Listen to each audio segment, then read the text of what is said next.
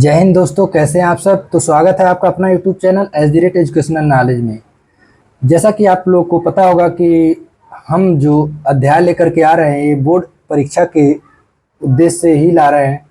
और इसमें जो भी हम प्रश्न करवाएंगे या देखेंगे वह कहीं ना कहीं हमारे लिए महत्वपूर्ण है। और आप सभी लोग क्लास में बने रहेंगे और इस वीडियो को पूरा अंत तक जरूर देखेंगे।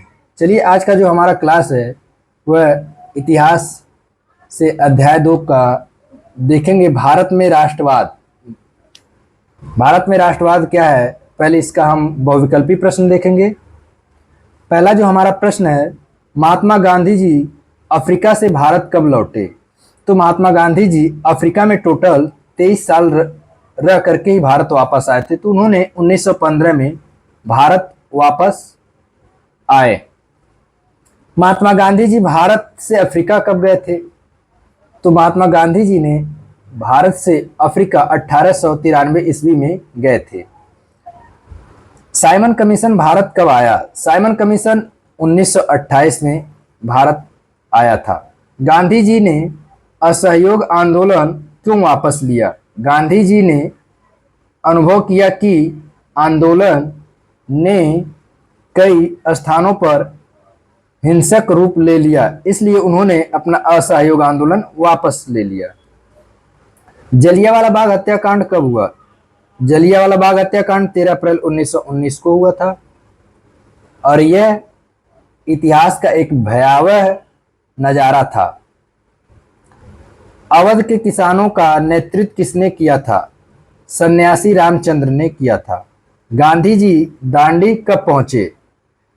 6 अप्रैल 1930 को। दोस्तों देखिए, इसमें हम 4 विकल्प इसलिए नहीं दे रहे हैं क्योंकि यहाँ समय भी ज़्यादा लगेगा और याद करने में थोड़ी सी समस्याएं आती, तो इसलिए मैं डायरेक्ट इस बहुविकल्पी प्रश्न का उत्तर ही कराते चल रहे हैं। अल्लूरी सीताराम राजू को फांसी कब दी गई। सन 1924 में।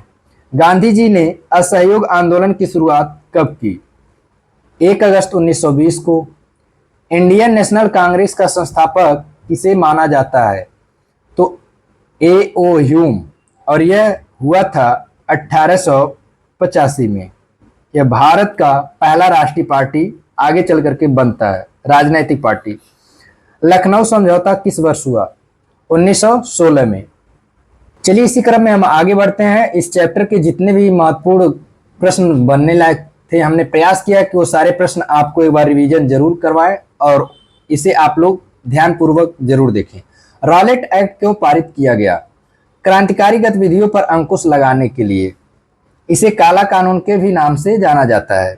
पूना समझौता किनके मध्य संपन्न हुआ। गांधी जी और जिन्ना के बीच। जलियांवाला बाग हत्याकांड के उपरांत किसका गठन किया गया था। हंटर समिति।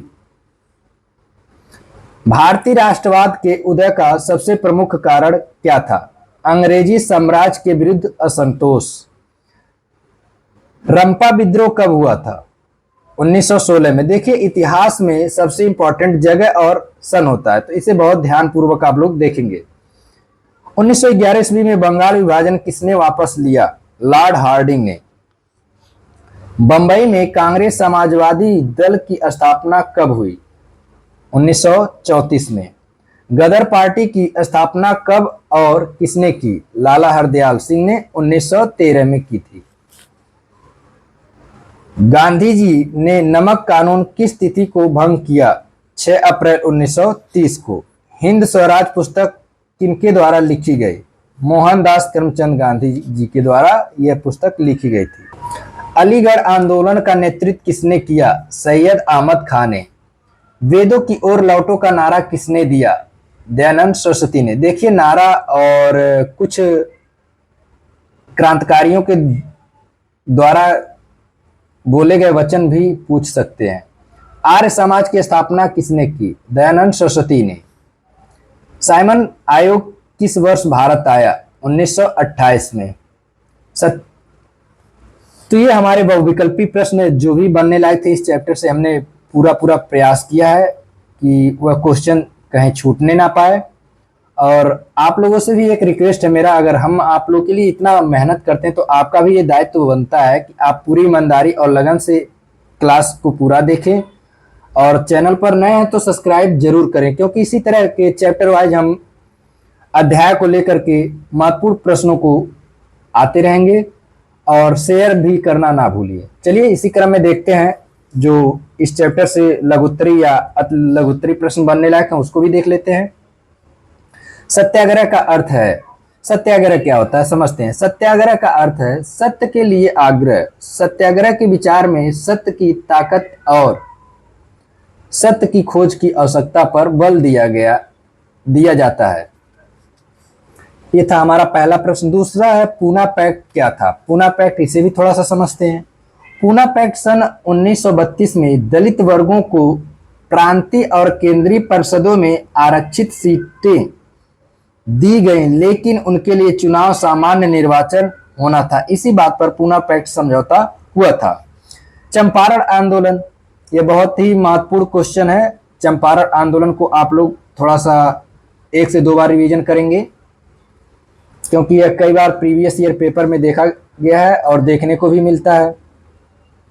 चंपारण आंदोलन क्या था। यह सन 1917 में गांधी जी द्वारा किया गया पहला सत्याग्रह आंदोलन था, जिसमें महात्मा गांधी ने नील किसानों को दमनकारी बागान व्यवस्था के विरुद्ध संघर्ष के लिए प्रेरित करने के लिए चंपारण की यात्रा की थी।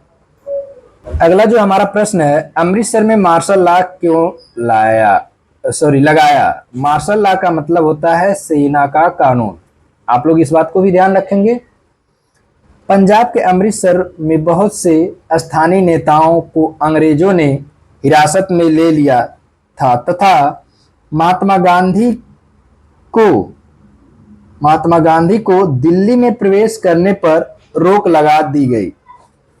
10 अप्रैल को अमृतसर में पुलिस ने एक शांतिपूर्ण जुलूस पर गोलियां चलाई।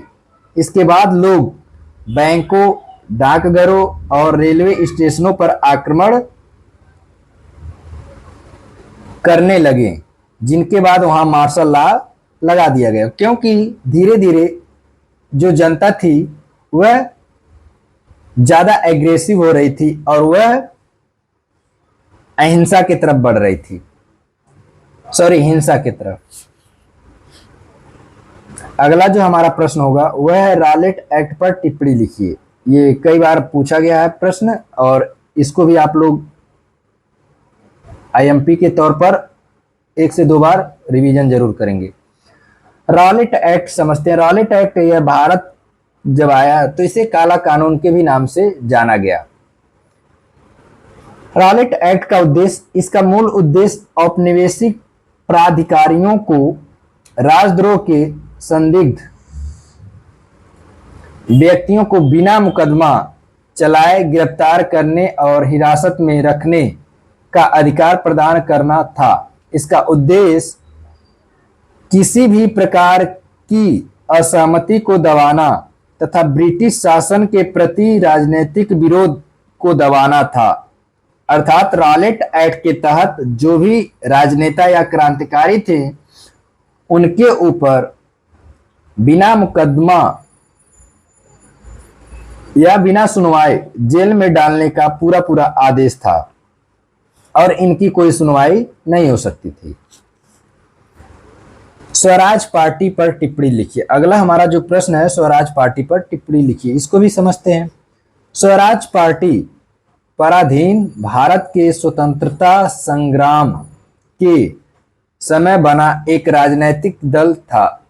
इस दल की स्थापना 1 जनवरी 1923 को देशबंधु चित्तरंजन दास तथा मोतीलाल नेहरू ने की थी।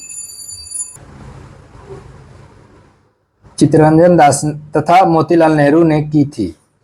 यह दल भारतीयों के लिए अधिक स्वशासन तथा राजनीतिक स्वतंत्रता की प्राप्ति के लिए कार्य कर रहा था। भारतीय भाषाओं में स्वराज का अर्थ अपना राज्य होता है, अर्थात स्वयं का राज्य। अगला जो हमारा प्रश्न है, साइमन कमीशन पर टिप्पणी लिखिए। साइमन कमीशन का उद्देश्य भारत में सरकारी प्रशासन की जांच करना था। नवंबर 1927 में ब्रिटिश सरकार ने भारतीय वैधानिक आयोग के आवेदन की घोषणा की। इस आयोग का उद्देश्य 1919 के भारत सरकार अधिनियम की जांच करना था। आयोग को 1919 के अधिनियम के कामकाज की जांच करनी और व्यवस्था में सुधार के सुझाव देने थे। और एक हमारा इस चैप्टर का आखिरी और इम्पोर्टेंट क्वेश्चन, इसको भी हम लोग देख लेंगे। जलियांवाला बाग हत्याकांड का संक्षिप्त परिचय दीजिए। जलियांवाला बाग अमृतसर के स्वर्ण मंदिर के पास का एक छोटा सा बागीचा है। इस मैदान में निर्दोष लोगों पर अंधाधुंध गोलियां चलवा दी गई जिसमें सैकड़ों लोग मारे गए। परिणाम स्वरूप उत्तर भारत के बहुत से शहरों में लोग सड़कों पर उतर आए। चारों ओर हिंसा फैलने लगी। सरकार लोगों को अपमानित और आतंकित करना चाहती थी, इसलिए उसने इन कार्रवाइयों को निर्ममता से कुचलने का फैसला लिया। अर्थात यह भारत के इतिहास का बहुत बड़ा घटना है। इसे अच्छे से और विस्तार से आप लोग जरूर पढ़ें। धन्यवाद। तो आज का क्लास कैसा रहा आप लोग कमेंट सेक्शन में जा करके कमेंट जरूर करें, और क्लास को पूरा देखने के बाद लाइक और शेयर जरूर करें। धन्यवाद।